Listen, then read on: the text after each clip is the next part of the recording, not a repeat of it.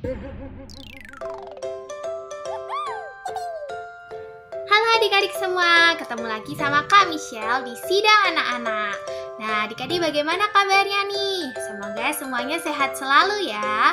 Adik-adik, pasti nih banyak nih yang sudah pada sekolah tatap muka, sudah bertemu secara langsung dengan teman-teman dan juga bapak ibu guru. Maka dari itu adik-adik tetap perlu ya untuk mematuhi protokol kesehatan.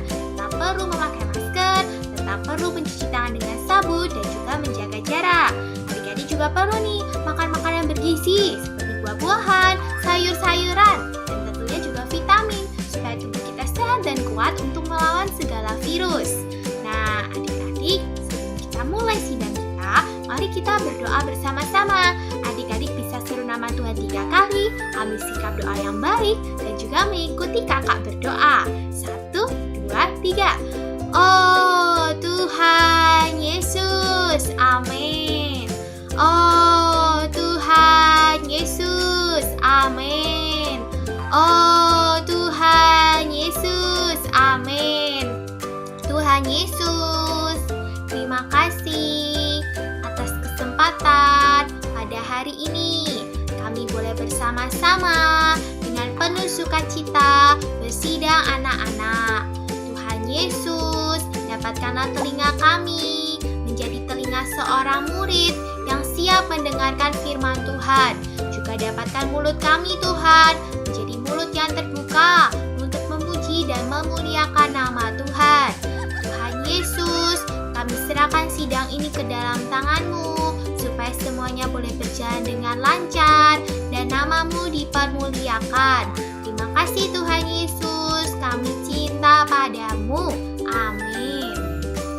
Nah, adik-adik, kita sudah menyeru nama Tuhan, sudah berdoa nih. Sekarang kita akan berkidung supaya adik-adik lebih semangat lagi. Adik-adik boleh ikut bergerak ya dan membuka mulut untuk menyanyi memuji nama Tuhan.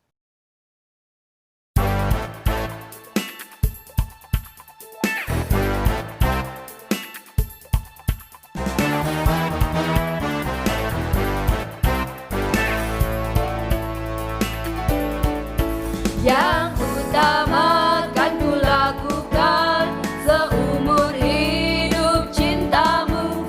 Yang utama kan ku lakukan seumur hidup cintamu. Dengan segenap hati, dengan segenap jiwa, dengan segenap tenaga, hidupku bagimu. Yang utama kan ku lakukan seumur hidup cintamu. Yang utama kan ku lakukan seumur hidup cintamu. Dengan segenap hati, dengan segenap jiwa, dengan segenap tenaga, hidupku bagimu. Yang utama kan ku lakukan seumur hidup cintamu. Yang utama kan ku lakukan seumur hidup cintamu. Dengan segenap hati, dengan segenap jiwa, dengan segenap tenaga, hidupku bagimu.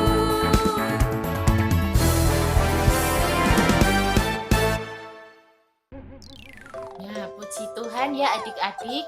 Tadi kita sudah berdoa, kita sudah berseru kepada nama Tuhan.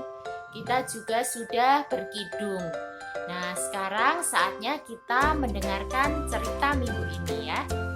Nah, sebelum kakak mulai ceritanya, kakak mau sedikit mereview cerita minggu yang lalu adik-adik. Mungkin ada adik-adik yang masih ingat ya. Nah, di minggu lalu itu ceritanya mengenai kerajaan Israel yang terpecah gitu ya. Nah, pada zaman kerajaan Israel dipimpin oleh Raja Salomo, saat itu kerajaan Israel belum terpecah. Nah, kemudian pada zaman pemerintahan Rehabeam, anaknya Raja Salomo, Saat itulah kerajaan Israel terpecah menjadi dua, menjadi kerajaan bagian utara dan selatan. Nah, kenapa itu bisa terjadi? Karena saat itu Raja Rehabeam tidak mau mendengarkan nasihat yang baik dari para tua-tua dan orang-orang bijak di kerajaannya. Dia lebih mendengarkan nasihat dari teman-temannya gitu, nasihat yang tidak baik. Akhirnya Raja Rehabeam memungut pajak yang sangat tinggi. Nah, hal itulah yang membuat kerajaan Israel terpecah menjadi dua. Kerajaan yang di bagian utara dipimpin oleh Raja Yerobeam dan kerajaan di bagian selatan tetap dipimpin oleh Raja Rehabeam. Nah, biasanya ya adik-adik, kalau di negara kita nih, di Indonesia, setiap kali mau ada pemilihan presiden atau pemimpin daerah, biasanya para calon pemimpin ini berkampanye ya, mempromosikan dirinya. Nah, kali ini Raja Yerobeam sama Raja Rehabeam mau kampanye nih ya. Adik-adik dengarkan nih kampanye nanti. Adik-adik bisa memilih gitu, mau pilih Raja Yerobeam atau Raja Rehabeam gitu ya. Nah, Raja Yerobeam dulu ya yang berkampanye ya. Nah, Raja Yerobeam berkata, "Kalian semua harus jadi anggota kerajaan di utara. Nah, aku sebagai raja tidak akan memungut pajak yang tinggi. Nah, aku juga sudah memperkuat kota Sikem dan kota Penuel. Nah, kalian kalau mau beribadah, kalian juga nggak perlu jauh-jauh sampai ke selatan, ke Yerusalem. Nah, di sini di kerajaan utara, aku sudah membuat patung anak lembu jantan dari emas. Nggak cuma satu loh, aku juga sudah buat dua. Yang satu aku taruh di Betel dan yang satu aku taruh di kota Dan. Nah, aku juga sudah mengangkat imam-imam gitu ya. Jadi kalian nggak perlu jauh-jauh ke Yerusalem kalau mau beribadah. Nah, dan anggaplah patung lembu jantan ini, patung anak lembu jantan ini sebagai Tuhan yang telah menuntun nenek moyang kita keluar dari Mesir. Nah, kalian juga nggak perlu khawatir. Kalian tetap bisa melaksanakan perayaan hari raya di sini.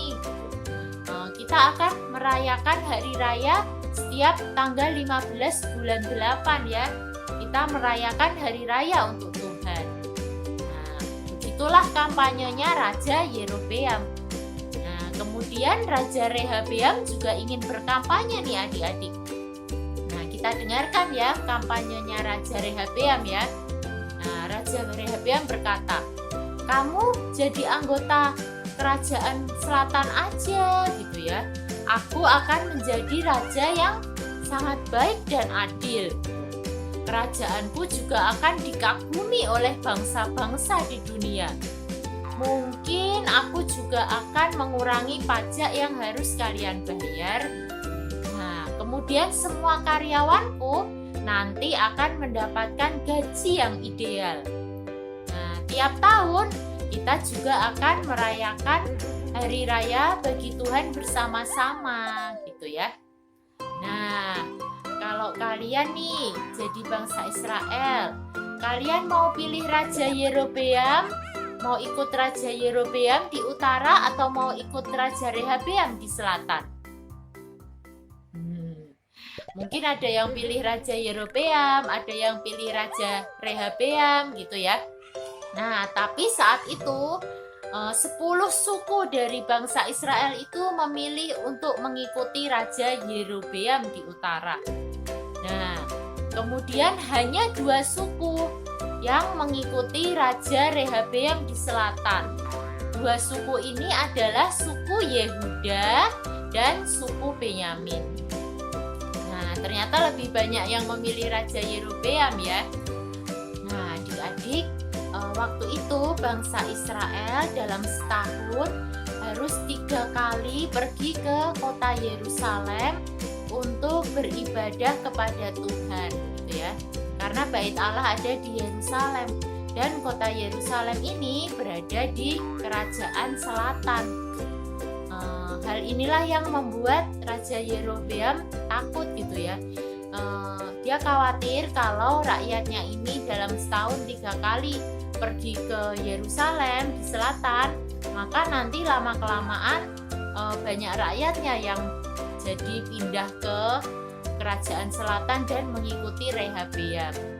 Nah, karena itulah Raja Yerobeam ini membuat patung anak lembu jantan dari emas gitu ya, supaya bangsa Israel, rakyatnya itu tidak perlu jauh-jauh ke selatan ke kota Yerusalem untuk menyembah Tuhan. Mereka bisa menyembah patung anak lembu jantan ini di kerajaan utara gitu ya. Nah, karena hal ini maka Tuhan itu marah gitu terhadap Yerobeam gitu ya. Perkara ini sangat menyakiti hati Tuhan. Berkali-kali Tuhan itu mengutus abdinya, nabinya untuk menegur Yerobeam, tetapi Yerobeam ini tidak mau bertobat adik-adik. Nah, sampai suatu kali anaknya Yerobeam ini sakit. Nah, saat anaknya sakit, Yerobeam tahu bahwa yang bisa menyembuhkan anaknya itu hanyalah Tuhan gitu. Patung-patung berhalanya tidak akan dapat menyembuhkan anaknya. Dia sadar akan hal itu. Maka dia menyuruh istrinya untuk pergi kepada Nabi Allah, yaitu Nabi Ahia yang ada di kota Silo. Nah, kemudian istri Yerobeam ini pergi kepada Nabi Ahia gitu. Nah, di sana Nabi Ahia itu berkata gitu, menyampaikan firman Allah bahwa Allah itu membenci perbuatan Yerobeam. Allah bahkan mengatakan bahwa perbuatan yang dilakukan Yerobeam itu jahat gitu. Bahkan lebih jahat dari raja-raja Israel sebelumnya, karena Yerobeam ini telah membawa bangsa Israel menyembah ilah-ilah palsu gitu ya, menyembah berhala-berhala. Nah, karena itulah Allah itu akan memusnahkan seluruh keluarga Yerobeam. Seluruh keluarga Yerobeam ini akan punah gitu ya. Dan satu lagi berita sedihnya bahwa ketika istri Raja Yerobeam ini sampai di kota, tiba di kota, maka anaknya yang sakit tadi akan mati gitu ya. Nah, Yerobeam ini sedih ya bahwa segala patung-patung yang dia buat itu tidak dapat menolongnya gitu ya. Dia juga tidak mendapatkan bantuan dari berhala-berhalanya gitu ya. Nah, seperti itulah seorang yang tidak menomorsatukan Tuhan. Nah, adik-adik, ada nih raja yang lain yang menomorsatukan Tuhan. Dia adalah Raja Asa. Raja Asa ini adalah cucu dari Raja Rehabeam. Nah, Raja Asa ini seorang yang menomorsatukan Tuhan. Dia berbeda dengan Yerobeam tadi ya. Nah, Raja Asa ini ketika dia memerintah sebagai raja, dia menghancurkan semua tugu-tugu dan tiang-tiang berhala gitu. Bahkan dia itu memecat Maaka yang adalah neneknya gitu. Karena apa? Karena neneknya ini membuat patung Asyera gitu ya, patung berhala, patung Asyera yang keji. Bahkan patung Asyera ini dihancurkan oleh Raja Asa gitu, ditumbuk hingga halus dan dibakar di lembah Kidron gitu. Nah, karena Raja Asa ini seorang yang menomorsatukan Tuhan, Tuhan ini memberkati Raja Asa gitu ya. Raja Asa ini juga seorang yang berseru kepada nama Tuhan, sehingga dalam setiap peperangan dia selalu menang gitu ya.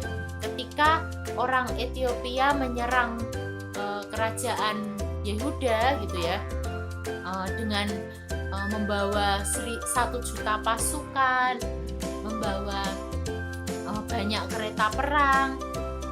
Saat itu Raja Asa yang hanya memiliki sedikit pasukan, dia berseru kepada nama Tuhan dan beroleh kemenangan. Nah, tetapi adik-adik, setelah 35 tahun pemerintahannya, Raja Asa ini mulai tidak lagi berseru kepada nama Tuhan gitu ya. Nah, saat itu Baesa, Raja Israel, hendak menyerang kerajaannya, kerajaan Yehuda. Nah, saat itu Raja Asa tidak lagi berseru kepada nama Tuhan dan meminta pertolongan Tuhan. Saat itu dia justru meminta bantuan kepada Raja Aram, kepada Ben-Hadad, Raja Aram. Nah, saat itu Tuhan mengutus seorang nabinya, Nabi Hanani, untuk memperingatkan Raja Asa gitu, supaya kembali berseru kepada nama Tuhan, meminta pertolongan Tuhan, tidak meminta pertolongan kepada manusia atau raja yang lain. Tetapi Raja Asa justru memenjarakan Nabi Hanani ini. Nah, akhirnya karena perbuatannya ini, dalam sisa masa pemerintahnya dia terus mengalami peperangan. Bahkan saat tahun ke-39 pemerintahannya, Raja Asa ini sakit gitu, kakinya sakit bahkan semakin parah. Dan akhirnya pada tahun ke-41 pemerintahannya Raja Asa ini meninggal ya. Nah, adik-adik, dari cerita hari ini kita bisa melihat ya, ada teladan seorang yang menomorsatukan Tuhan, juga ada teladan orang lain yang kurang baik ya, ada raja lain yang tidak menomorsatukan Tuhan. Nah, adik-adik, kita perlu belajar supaya penghidupan kita adalah penghidupan yang senantiasa menomorsatukan Tuhan, ya. Nah, saat kita bangun tidur nih, jika kita seorang yang menomorsatukan Tuhan, maka saat kita bangun, nomor satu yang kita lakukan adalah mencari Tuhan, gitu ya, berseru kepada nama Tuhan, ya. Dalam segala hal kita perlu mengutamakan Tuhan. Nah, adik-adik setelah ini bisa coba tulis deh angka 1 sampai 10. Coba kalian tulis dari nomor 1. Siapa yang kalian paling kasihi atau apa yang paling kalian kasihi, gitu ya. Dan kalian tulis dari apa yang paling kalian kasihi sampai apa yang kurang kalian kasihi, dari nomor 1 sampai 10. Nah, kalau yang nomor 1 yang paling kita kasihi itu bukan Tuhan, kita perlu bertobat ya adik-adik. Kita perlu berpaling lagi sama Tuhan gitu ya, dan selalu menempuh hidup yang menomorsatukan Tuhan. Amin. Puji Tuhan atas cerita hari ini. Amin. Sampai jumpa minggu depan. Tuhan memberkati. Amin. Wah, gimana nih adik-adik ceritanya? Pasti seru kan? Nah, adik-adik dalam cerita yang sudah disampaikan, jadi perlu tahu nih bahwa sebenarnya Tuhan itu ingin kita menomorsatukan Dia. Tuhan ingin supaya kita itu hanya memperhatikan Dia sepenuhnya. Tidak ada yang bisa menggantikan Dia. Seperti Raja Yerobeam, juga Raja Asa. Awalnya Raja Asa mengasihi Tuhan, menomorsatukan Tuhan. Tetapi setelah lama dia menjadi raja, akhirnya dia mulai melupakan Tuhan. Nah, adik-adik, betapa ya adik-adik, seseorang yang melupakan Tuhan dan tidak menomorsatukan Tuhan, kehidupannya begitu menyedihkan ya adik-adik.